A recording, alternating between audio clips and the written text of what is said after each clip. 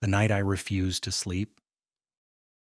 I was 17 when my life split into two parts, before the house and after the house. My parents had just separated. The fights, the shouting, the silence after. It all built up until one day my mom packed our things and we left the city behind. We moved into the countryside, miles away from neighbors, noise, and everything familiar. The house we moved into was old, not the charming kind of old. This one felt forgotten. At first I thought it was just the stress, new place, new life, broken family. But it didn't take long before I realized something wasn't right. It started small, doors creaking open at night, footsteps in the hallway when no one was there, the faint sound of whispering when the house was completely silent. I told myself it was just the wind. My body felt heavy, like something was pressing down on me. I tried to move my arms, my legs, but nothing responded. That's when I saw it. Sitting on the floor beside my bed was something I can't fully describe. It looked human, but wrong. Its limbs were too long, its head slightly tilted, like it was studying me. It sat cross-legged, completely still, and then it smiled, not a normal smile.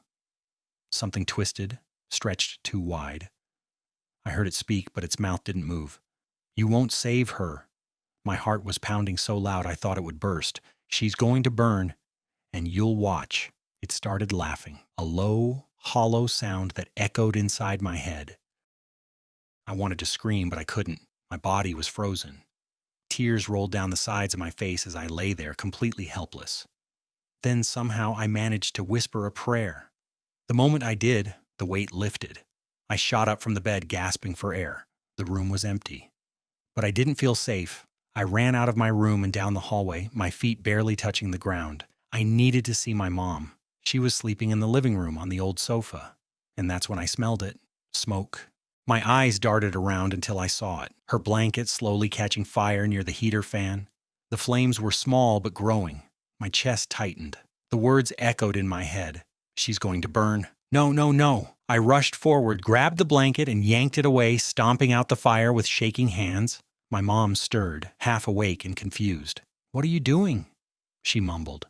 "There was a fire," I said, my voice trembling. "Your blanket. It was burning." She barely looked at me. "It's nothing.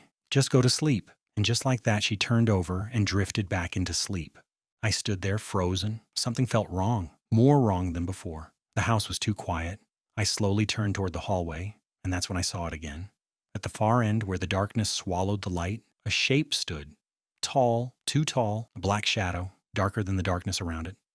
It didn't move, didn't breathe, but I felt it watching me. My entire body went cold. We stared at each other. Minutes passed, or maybe hours. I couldn't tell. I didn't dare blink. I knew one thing for sure. If I looked away, even for a second, it would come closer. So I stayed awake all night, because deep down I knew that thing wasn't done yet, and somehow it was waiting for me to fail. The house on Cedar Lane. The house was cheaper than it should have been. That should have been the first warning. It stood at the end of a narrow lane, half hidden behind overgrown hedges, and a rusted iron gate that screamed when pushed open. The realtor had smiled too much when handing over the keys. "Old houses make noises," she had said. I laughed then. I don't laugh about it anymore. The first night was quiet, too quiet. No traffic sounds, no dogs barking, no distant horns. Just the old wooden wall settling with the cold. I unpacked boxes till midnight, exhausted. Then collapsed onto the mattress I dragged into the master bedroom. At 3:07 a.m., I woke up. Not because of a sound. Because of the feeling that someone was standing beside the bed. My eyes opened slowly to darkness so thick it felt alive. I couldn't move at first. Frozen in that half-awake haze.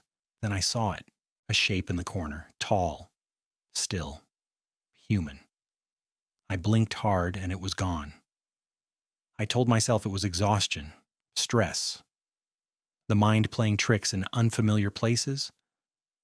The second night, it got worse.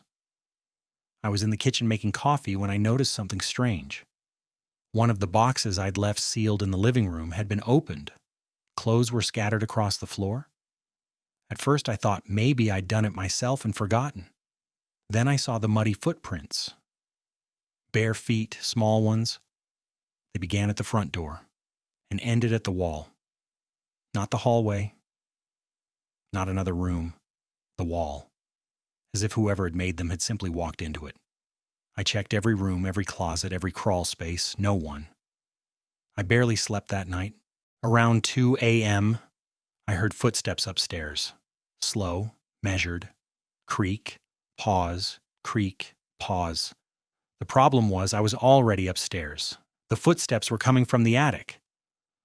I stared at the ceiling as they moved directly above my bed, back and forth, like someone pacing.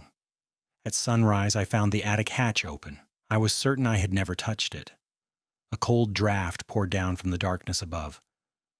I stood on a chair and pushed the hatch wider, shining my phone flashlight into the black dust. Old beams, cobwebs, and a rocking chair, moving slowly by itself. I climbed down immediately. That afternoon, I went to the neighbors. An old woman across the street answered the door before I even knocked, as if she'd been waiting. "You moved into the Miller house," she said. It wasn't a question. When I nodded, her face changed. "There was a little girl," she whispered. "Emily. Went missing 20 years ago. Her parents swore they heard her running in the attic every night." I felt my stomach drop.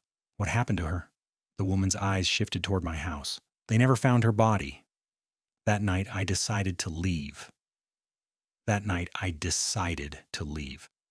I packed a bag, grabbed my keys, and headed for the front door. Locked. I twisted the knob harder. It wouldn't budge.